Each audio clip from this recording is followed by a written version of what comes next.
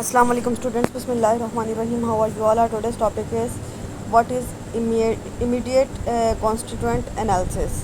अब आपके पेपर में जो ये क्वेश्चन आता है ना, ये इसको जो है ना आईसी एनालिसिस के नाम से आता है। तो इसका कंप्लीट नेम जो है ना वो इमीडिएट कॉन्स्टिट्यूएंट एनालिसिस। और ये क्वेश्चन जो है ना आपका 20 मार्क्स का होता है पंजाब यूनिवर्सिटी के पेपर में।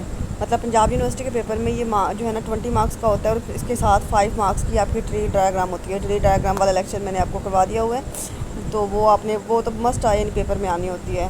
तो बाकी जो है ना आप किससे जो है ये आईसी एनालिसिस के बारे में पूछ सकते हैं, और या फिर फ्रेज जो एनालिसिस होता है उसके बारे में पूछ सकते हैं, और एक थर्ड जो है ट्रांसफॉर्मेशनल जनरेटिव ग्रामर। अब या तो फिर तीसरा आपके पास ऑप्शन ये आ जाता है कि आपसे जो है ना वो इन तीनों में ना डिफरेंस पूछ लेते हैं कि इन तीनों में फ़र्क बताएं। तो आज हम जो है ट्रांसफॉर्मेशन जनरेटिव ग्रामर तो मैंने आपको करवा दी हुई है। आज हम आईसी एनालिसिस को करते हैं। Immediate constituent analysis is a form of linguistic review that breaks down longer phrases or sentences into their constituent parts। कि इसमें जो है ना कि क्या किया जाता है कि लंबे लंबे जो फिक्रे होते हैं या फ्रेजेस होती हैं ना, उनको इजी करके समझने के लिए, उसका एनालिसिस करने के लिए उसको हम छोटे पार्ट्स में डिवाइड कर लेते हैं, यूजुअली इनटू सिंगल वर्ड्स। मतलब एक एक लफ्ज़ उसका अलग-अलग कर लेते हैं। This kind of analysis is sometimes abbreviated as IC analysis. तो इसी नाम को इमीडिएट कॉन्स्टिट्यूएंट को जो है ना आईसी एनालिसिस कहा जाता है, shortcut, and gets use extensively by wide range of language experts. और बहुत से जो लैंग्वेज एक्सपर्ट्स या लिंग्विस्ट होते हैं ना वो इसको इस्तेमाल करते हैं। This kind of exploration of language has application for both social and traditional linguistics. तो मतलब अगर ये कोई किसी को ये आईसी एनालिसिस करना आ जाता है तो ये उसको सोशली भी बेनिफिशियल हो सकता है और ट्रेडिशनली भी। And natural language processing in technology fields, मतलब यानी आपके लाइफ में डिफरेंट प्रोसेसेस में लैंग्वेज के हवाले से ये आपको हेल्पफुल रह सकता है। For those who use this kind of analysis to examine text और speech, immediate constituent analysis often require separating parts of a sentence और phrase in group of words with semantical synergy और related meaning. कि इसमें क्या होता है कि आप ये जब आप किसी भी टेक्स्ट का या स्पीच का एनालिसिस करते हैं ना, तो आपको वो चीज़ जो है ना समझने में आसानी हो जाती है।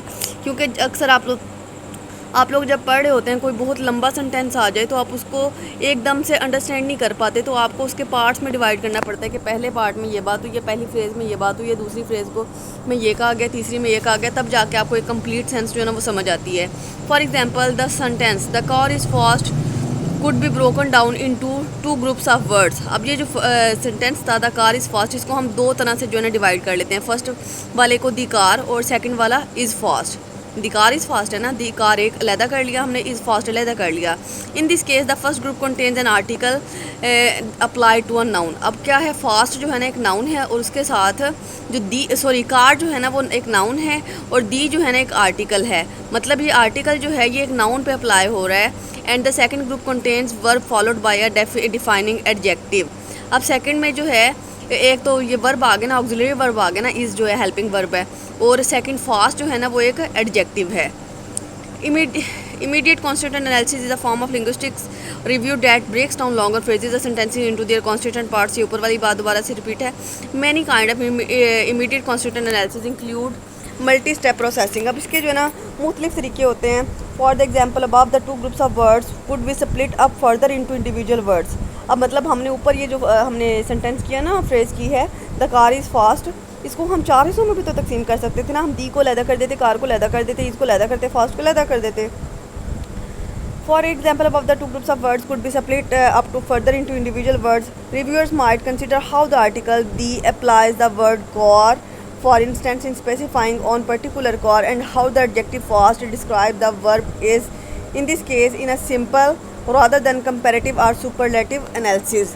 अब जब आप एक एक लफ्ज़ का लहदा जो एनालिसिस करें, सबसे पहले हम दी को देखें। दी जो है वो कार पे इसलिए कार के साथ इसलिए लगाया गया है क्योंकि वो एक पर्टिकुलर कार की बात हो रही है, किसी ख़ास कार की बात हो रही है। इसके बाद एडजेक्टिव फास्ट जो है ना वो यहाँ पे उसकी जो है जो पॉजिटिव डिग्री होती है ना वो यूज़ की गई है। कंपैरेटिव और जो है ना इसकी सिंपल डिग्री को यूज़ किया गया है, इसकी कंपैरेटिव और सुपरलेटिव डिग्री नहीं यूज़ की गई। In the study of language the technique of immediate constituent analysis is some time contrasted with others. और सम टाइम या आईसी एनालिसिस का जो है ना दूसरों के साथ मुवाजना भी किया जाता है। और alternative is a linear analysis और अ फ्रेज और sentence which where each other each word would simply be valuated in the terms of one that follows it. मैंने आपको बताया ना कि आपको पेपर में भी ये क्वेश्चन जो है ना इनके कंपेयर एंड कंट्रास्ट में पूछा जा सकता है। Many language experts have pointed out that this type of analysis enables more accurate diagramming of sentences in the term of involved semantics, in other words, the meaning of individual words। मतलब हम हर word के meaning को देखते हैं, फिर हम देखते हैं कि उसका सेंटेंस में क्या रोल है और तब जाके हम उसका एनालिसिस करते हैं। When linguists use a technique to evaluate text or speech, the words and phrases are often displayed in a visual tree। तो यानी ये जो ट्री डायग्राम मैंने बताया ना आपको, इन तीनों क्वेश्चन के साथ आती है, या तो आपको फ्रेज स्ट्रक्चर के साथ आ जाती है, या तो आईसी एनालिसिस के साथ आ जाती है, या फिर ट्रांसफॉर्मेशनल जनरेटिव या फिर जनरेटिव ग्रामर के साथ आती है। और इनके साथ जो है आपको एक ट्री डायग्राम जो है ना वो मस्ट आपको दी जाती है। वो आपने जो आपको कोई सेंटेंस दे दिया जाता है और ट्री डायग्राम आपने लाजमी करनी होती है। तो वो ट्री डायग्राम कैसे बनाते हैं वो मैंने आपको लहदा से इस पर लेक्चर जो है अच्छे से दे दिया, वो असाइनमेंट भी करवा दी हुई है। With diagonal lines referencing connection between them. This can help visual learners to further understand the elements of sentence structure, or it can lead to a fuller understanding of a natural language processing technology when developers can use this technique to show readers how a certain program works। कि मतलब इसमें एक तो इसका फ़ायदा ये होता है कि यानी हम जो है एक सेंटेंस को जो है ना डिफरेंट पार्ट्स में डिवाइड करके, डिफरेंट एलिमेंट्स में डिवाइड करके इंडिविजुअली जब स्टडी करते हैं तो हमें उसकी जो समझ होती है ना वो ज़्यादा अच्छे से आ जाती है। और इसके अलावा ये जो है ना अगर किसी जो है ये प्रोग्रामिंग वगैरह में या किसी जो है आईटी की फील्ड में यूज़ हो तो तब भी ये इसकी अंडरस्टैंडिंग जो है ना वो हमें ज़्यादा अच्छे से हो जाता है। Academics in the field related to language will often be familiar with the popular resource for handling complex phrase और सेंटेंसेस।